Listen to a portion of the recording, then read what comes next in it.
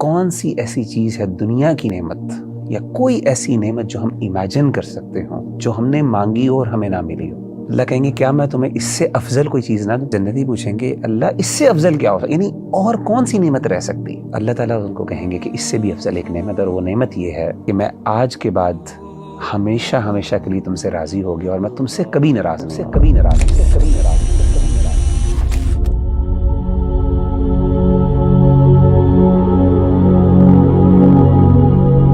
وغیرہ بھائی، جیسے آپ کو پتا ہے کہ ہمیں ڈفرینٹ کالز آتی ہیں جنرل نمبر پہ کاؤنسلنگ کے حوالے سے، کویریز آتی ہیں، کویسچنز آتے ہیں۔ ایک جو فریکوینٹ کویسچن ہے جو ہم سے پوچھا جاتا ہے وہ یہ کہ ہم معاف کیسے کریں کسی کو، اور بہت زیادہ کیسز ہیں۔ مثال کے طور پر میں آپ کے ساتھ ایک کیس شیئر کرتا ہوں۔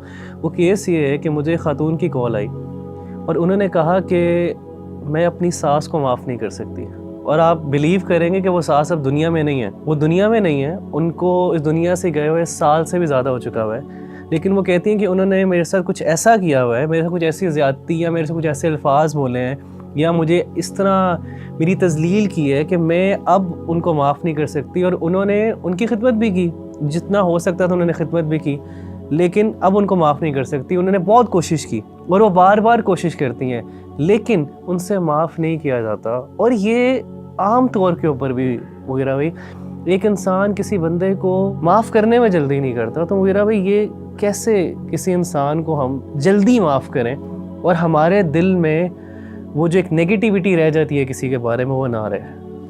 میں سمجھتا ہوں کہ کسی بھی بندے کے لیے سب سے بڑی معاف کرنے کی جو موٹیویشن ہے نا وہ یہ ہونی چاہیے، اور میں سمجھتا ہوں اگر یہ موٹیویشن نہیں ہے اس کے لیے تو پھر اس سے بڑی موٹیویشن کیا ہو سکتی ہے کہ اس کو اللہ کہیں کہ اے میرے بندے تو میرے لیے معاف کر دے، اس کے بدلے میں تجھے معاف کر دوں گا۔ میں آپ کو ایک تھوڑا سا واقعہ سناتا ہوں، اس کو ذرا میں ریلیٹ کرتا ہوں کہ یہ بات کتنی بڑی ہے۔ حضرت ابوبکر صدیق رضی اللہ تعالیٰ عنہ کی زندگی میں ایک بہت بڑا سانحہ ہوا۔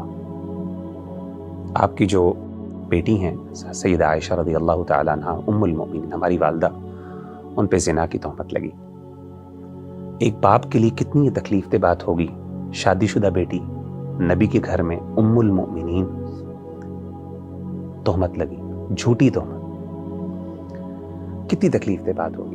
اور زیادہ تکلیف دہ بات ربیع اللہ بھائی وہ اس لیے بھی تھی کیونکہ اگر صرف دشمن کرتا نا، صرف دشمن کی طرف سے ہوتی تو انسان چلیں تکلیف ہوتی ہے برداشت کر جاتا ہے، لیکن بعض اوقات جب اپنے لوگ شامل ہو جائیں ساتھ، اور اپنے صرف اپنے مراد مسلمان نہیں رشتہ دار بھی شامل ہو جائیں، انفارچونیٹلی کہ جب یہ تہمت لگی سیدہ عائشہ پہ تو کچھ مسلمان گنتی کے انہوں نے بھی غیر محتاط گفتگو کی اس حوالے سے، کچھ صحابہ سے غلطی ہو گئی۔ ظاہر ہے جب چیز معروف ہو جاتی ہے تو لوگ بعض اوقات غیر محتاط انداز میں بات کر لیتے ہیں اور پتہ نہیں چلتا کہ اس کے کانسیکوینسز کیا ہوں گے۔ تو اسی طریقے سے سیدنا ابوبکر صدیق رضی اللہ تعالیٰ عنہ کے نہ صرف مسلمان بلکہ اپنے رشتہ داروں میں سے کسی نے یہ بات کر دی، اور آپ امیجن کر سکتے ہیں کہ سیدنا ابوبکر صدیق کو تکلیف اس لیے بھی زیادہ بڑی کہ جس نے بات کی وہ آپ کی خالہ زاد بہن کے بیٹے تھے، یعنی بھانجے تھے، اور سیدنا ابوبکر صدیق ان کو منتھلی فائنینشیل ایڈ بھی کیا کرتے تھے، یعنی فائنینشلی ہیلپ کرتے ہیں، فیملی کے بندے ہیں، مسلمان ہیں، ام المومنین ہیں، نبی کے گھر والی ہیں، اور غیر محتاط بات کر دی۔ کتنی مشکل بات۔ اب ہوا یہ کہ سیدنا ابوبکر صدیق رضی اللہ تعالیٰ عنہ نے کچھ نہیں، انتقام وغیرہ نہیں لیا، آپ نے معاف تو کر دیا، لیکن آپ نے قسم کھا لی۔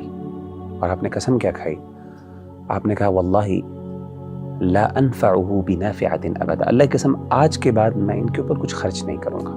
یعنی انہوں نے صرف یہ قسم کھائی کہ میں اس پہ خرچ نہیں کروں گا، کوئی انتقام نہیں لیا۔ اب ذرا دیکھیں کہ اللہ کی سیدنا ابوبکر سے ایکسپیکٹیشنز کیا ہیں۔ قرآن مجید کی آیت نمبر سورۃ النور کی آیت نمبر 22 اللہ نے نازل کی، آیت کیا ہے؟ وَلَا يَأْتَلِ أُولُو الْفَضْلِ مِنْكُمْ وَالسَّعَةِ أَنْ يُؤْتُوا أُولِي الْقُرْبَى وَالْمَسَاكِينَ وَالْمُهَاجِرِينَ فِي سَبِيلِ اللَّهِ، کہ تم میں سے وہ لوگ جن کو اللہ نے مال میں وسعت دی ہے، جو فضل والے ہیں، ان کو قسم نہیں کھانی چاہیے کہ وہ خرچ نہیں کریں گے. کن پہ خرچ نہیں کریں گے؟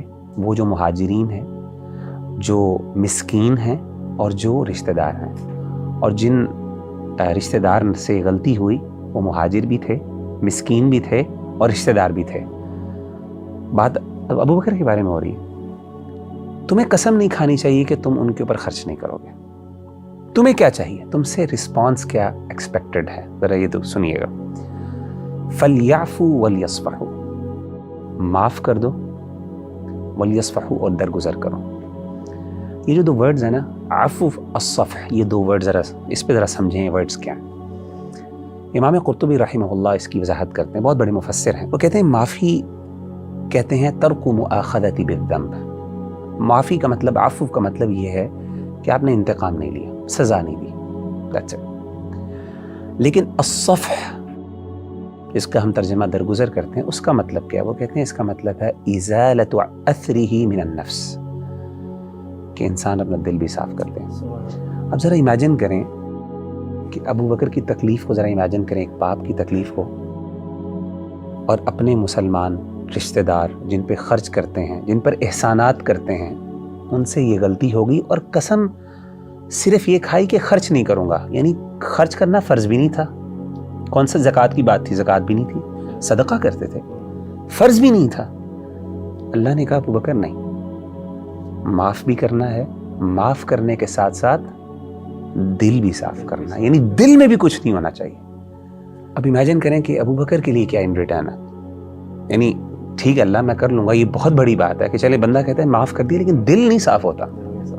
دل میں جو تکلیف اور وہ دل کا زخم جسے کہتے ہیں نا, وہ تو صرف جس کو لگتا ہے وہی محسوس کر سکتا ہے. اللہ نے کہا کہ ابو بکر الا تحبون ان یغفر اللہ لکم, کیا تم نہیں پسند کرتے کہ اس کے بدلے اللہ تمہیں معاف کر دے؟ اچھا ربی بھائی, آپ نا ذرا اس بات پہ غور کریں. میں آپ سے ایک سوال کرتا ہوں, مجھے یہ بتائیے کہ سیدنا ابو بکر صدیق رضی اللہ تعالیٰ عنہ کیا کوئی بہت گناہ گار آدمی تھے؟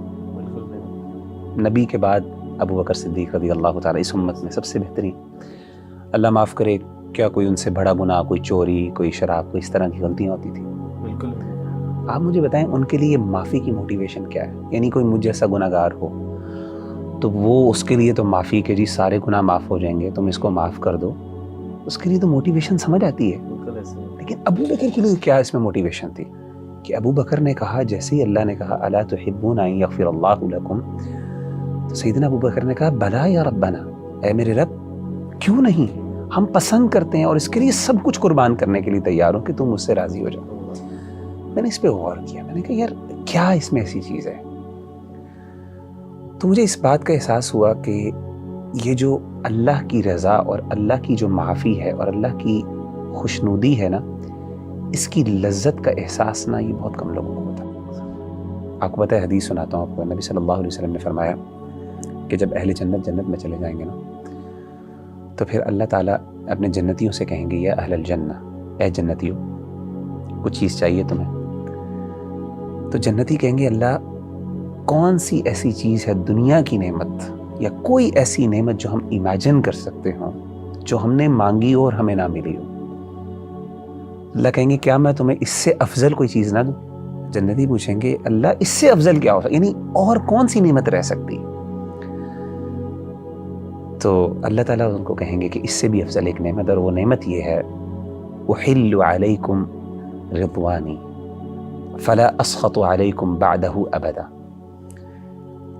کہ میں آج کے بعد ہمیشہ ہمیشہ کے لیے تم سے راضی ہو گیا اور میں تم سے کبھی ناراض نہیں ہوں گا. یہ دو بڑے انعامات ہیں, یعنی جنتی جو جنت کی خوشیاں اور جنت کی نعمتیں اپنی جگہ پہ, لیکن دو ایسے انعامات ہیں جو اللہ کی, جسے کہتے ہیں نا ایک اسپیشل گفٹس جو اللہ کو ملیں گے, کہ اللہ کا دیدار ہے, اور دوسرا یہ اللہ کا گفٹ ہے کہ اللہ کہے گا میرے بندے میں ہمیشہ ہمیشہ تجھ سے راضی ہو گیا. اس وقت اہل جنت کو احساس ہوگا کہ جو اللہ کا راضی ہونا یہ کتنی بڑی نعمت ہے. آج ہم شاید نہیں کر سکتے. اصل میں ابو بکر کو وہ احساس ہو گیا, اتنے با کردار آدمی ہے لیکن اتنے ہی احساس ہے اس بارے میں.